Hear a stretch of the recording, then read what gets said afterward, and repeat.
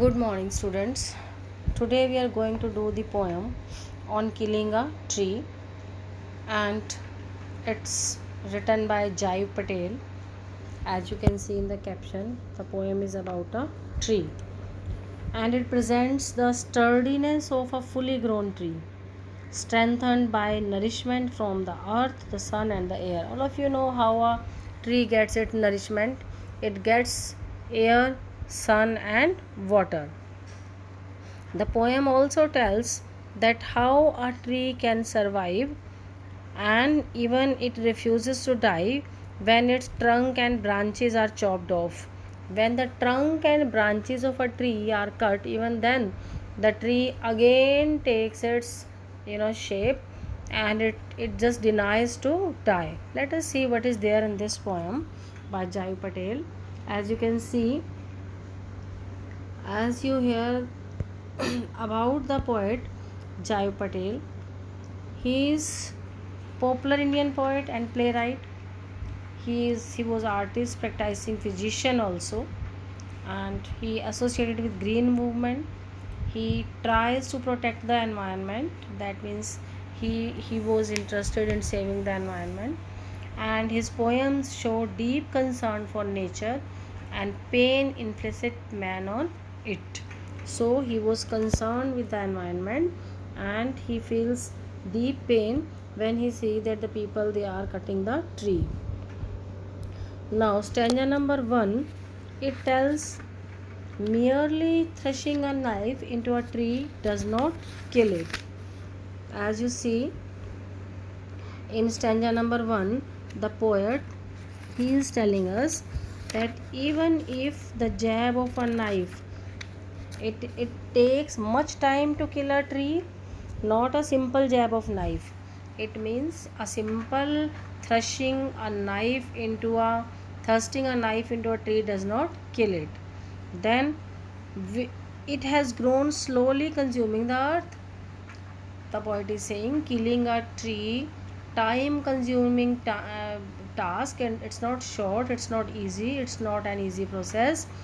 As it grows slowly, gradually, and it gets its nutrients from the earth, it has taken its shape by slowly eating the earth, consuming the earth, rising out of it, feeding upon its crust, absorbing years of sunlight, air, and water.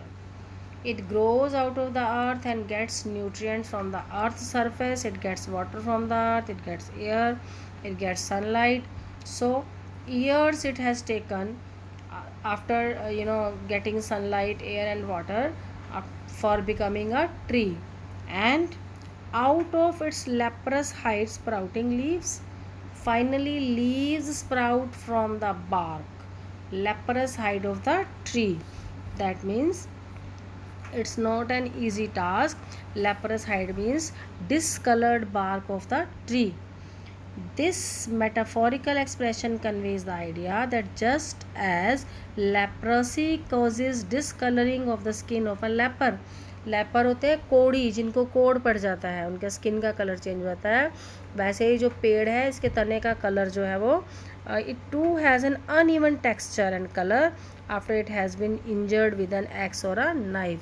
जब आप इसमें चाकू चलाते हो काटने के लिए या कुल्हाड़ी चलाते हो, तो जो इसका कलर होता है इसके तने का, बार का, वो डिसकलर्ड हो जाता है, चेंज हो जाता है। जैसे अगर किसी इंसान को कोड़ पड़ जाता है, लेप्रोसी होती है, तो उसकी स्किन का कलर चेंज हो जाता है। सो these are the major points which are discussed in stanza number 1. And now we have stanza number 2 also. As you can see, cutting it down,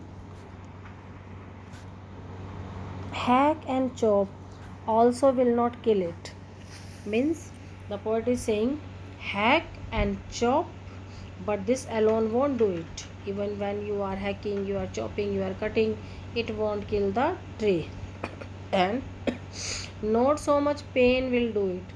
The bleeding bark will heal. When we cut the tree with the help of an axe or a knife, it seems as if blood comes out of the tree and its bark will ooze sap. SAP होता है इसमें एक liquid जब हम पेड़ पे चाकू चलाते हैं, कुल्हाड़ी चलाते हैं तो वो टपकता है, तो उसी को ही पोएट ने उसका ब्लड कहा है.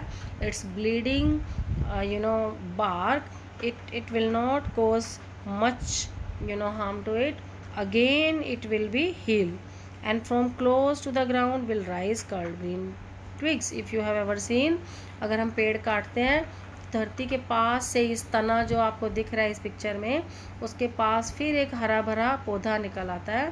तो but it will heal, bounce back with fresh branches. Green twigs will grow.